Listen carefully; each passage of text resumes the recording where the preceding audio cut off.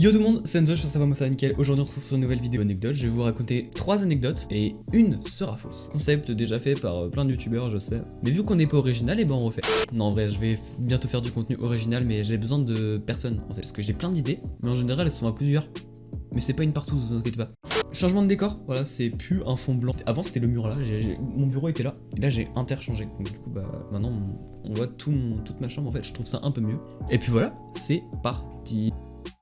Première anecdote. Alors c'était en 2016 me semble-t-il, et j'étais en 6ème. J'avais fait un voyage quand j'étais en 6ème, du coup c'était au ski. J'avais un peu peur de tout ce qui était piste noire, piste rouge, je crois que c'est comme ça, piste noire, piste rouge, piste verte, piste... ouais je sais plus. Et du coup on allait faire une piste rouge, on allait dans des télésièges, on allait en haut et tout ça. Ça se passe bien et tout, tous les jours on lui faisait ces pistes tranquilles. Juste un jour où, je sais pas, j'avais vu un...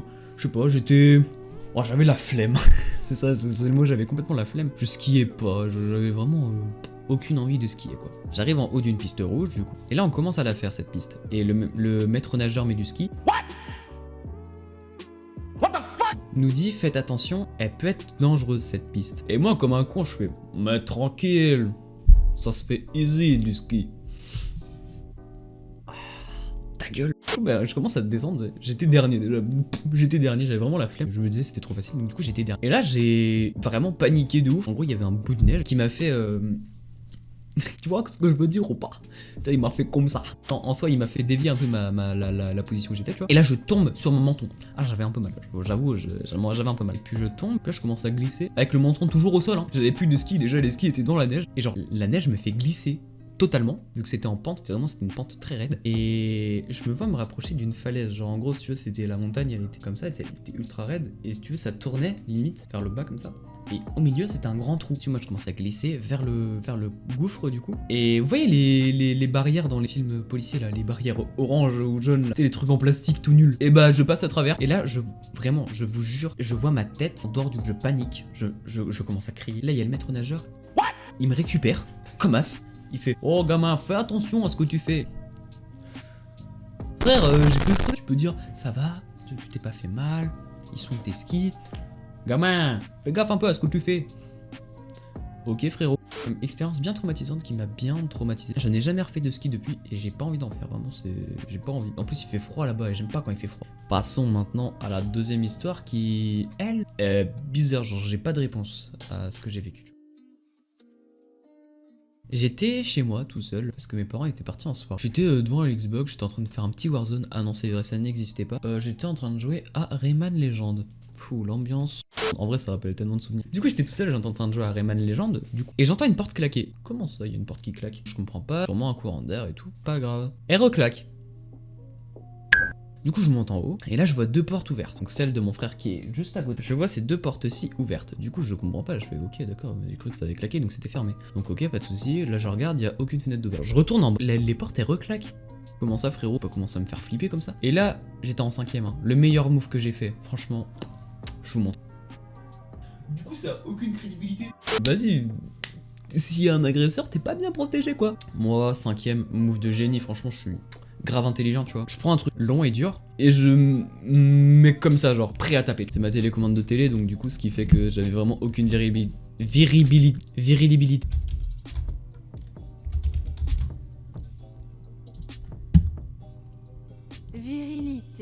Voilà, merci. J'avais aucune virilité. Bah, s'il y a un agresseur, du coup, je me fais sûrement achever, quoi.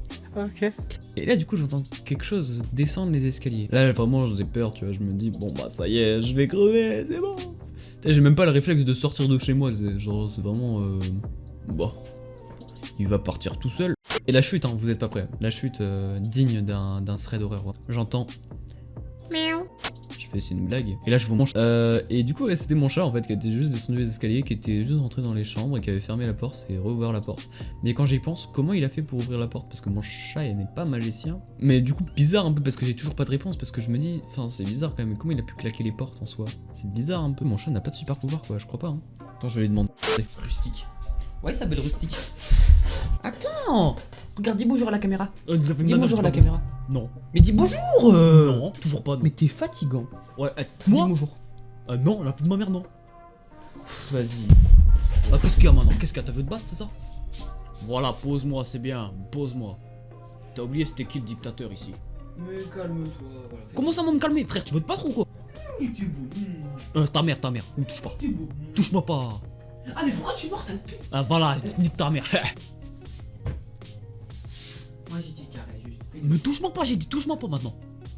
Ah, frère, touche-moi pas. Arrête. Voilà. Ah, t'as lâché, je suis Ah, bah, gentil. je suis comme une grosse merde, par contre. Ah, parle-moi mieux par contre. Ça, c'était juste pour les vues de la vidéo. Tu vois, c'est tout. Pour le référencement, t'as vu? Comment ça le référencement, frérot? Maintenant, tu mets un commentaire et tu t'abonnes. Et tu mets un like. Il est pas beau, ce chat? Ce chat. Je galère avec ma caméra. Rustique?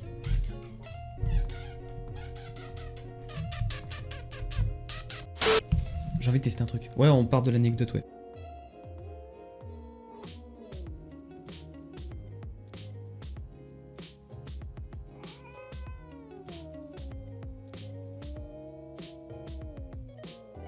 Il s'en bat les couilles, mais c'est une blague. Attends. Dis coucou à la caméra. Voilà, t'as fumé, je dis pas bonjour. Non. Je t'ai rien fait, Mais m'en bats les couilles, mange arrête. Mais m'en bats les couilles, arrête. Aïe, mais griffe pas. Ta gueule. On me donne à Ta manger gueule. déjà, c'est déjà bien. Ouais, bah, t'as intérêt. T'es cringe, hein. Ah, ta gueule. Attends. Laisse-moi partir, frère. Ta caméra, je la bouffe. Je la mets dans mon fion. Heureux. Du coup, reprenons nos anecdotes là. Parce qu'on était, du coup, à la fin, donc je disais que c'était mon chat et tout. Et que j'avais pas les fameuses réponses parce que, voilà, c'est bizarre un peu. Du coup, passons à la troisième histoire. Troisième histoire.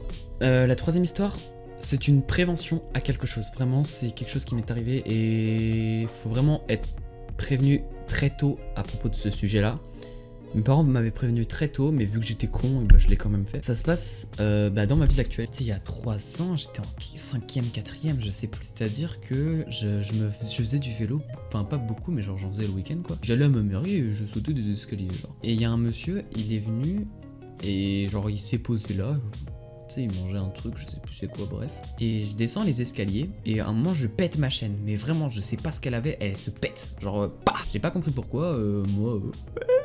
la réparer, tu sais, comme un gland, tu sais, j'avais 12 ans, quoi, 12-13 ans, donc réparer une chaîne chez moi, j'étais incapable de faire ça, mais genre, elle était bien cassée parce que on n'arrivait pas à la bouger, même j'arrivais pas à la bouger avec ma force, tu vois, avec ma force de Thibaut en chape, tu vois, j'arrivais pas à la bouger, c'est bizarre. Et du coup, il y a le monsieur, il vient, il fait Eh petit, tu veux que je t'aide et tout à réparer ta chaîne? Et moi, comme un clochard, j'ai dit Bah ouais, pas de soucis. Et là, il me dit Viens chez moi. Ok. Du coup, je vais chez lui, il répare ma chaîne comme convenu et tout. Je me lave les mains et tout.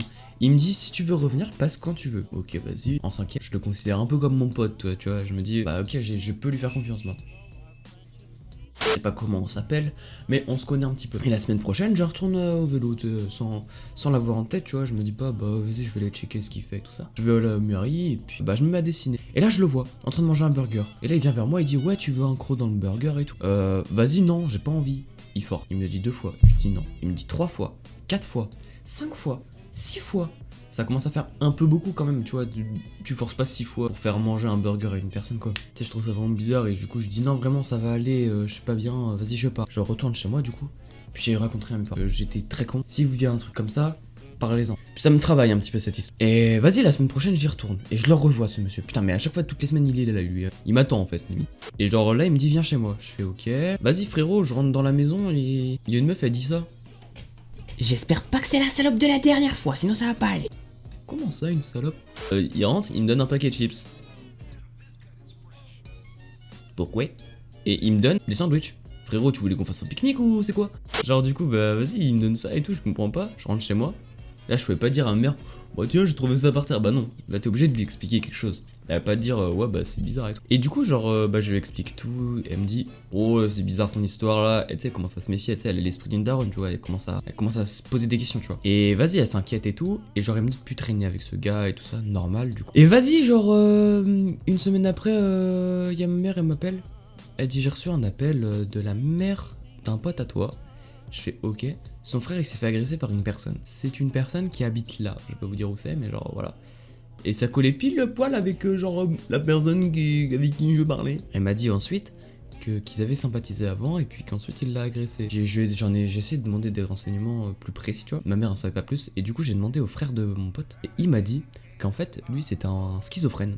Ben ça, ma mère le savait. C'était un schizophrène qui avait un casier judiciaire pour agression envers un mineur et kidnapping. Vraiment, le gars, en fait, il t'apprivoise à moitié, que tu reviennes, puis après, il te menace et tout. Mais du coup, voilà, c'est un message de prévention, donc faites pas confiance à tout le monde. Si vous rencontrez quelqu'un, ne lui faites pas confiance tout de suite, hein. Ça peut être un gros connard ou vraiment dans sa tête, il est pas normal, tu vois. Ou même envers vos amis, tu vois. Il y en a, c'est des faux amis, donc faut faire attention. Faut se séparer des amis toxiques comme ça. Et bah voilà, je crois que j'ai terminé, c'était le message de prévention que je vous disais. La réponse du coup, quelle anecdote est la fausse? Je vous le dis samedi prochain. Parce que comme ça, vous pouvez vous abonner pour avoir la réponse. Voilà, c'est carré comme ça. Bon, j'espère que la vidéo t'a plu. N'hésite pas à t'abonner, à lâcher un petit like, à commenter. Comment l'anecdote que tu dis que c'est la fausse, je te redirai samedi prochain de toute façon. Et puis voilà, je crois c'est terminé. C'était Enzo Brio. J'espère les anecdotes t'ont plu. Et moi je vous dis ciao l'équipage.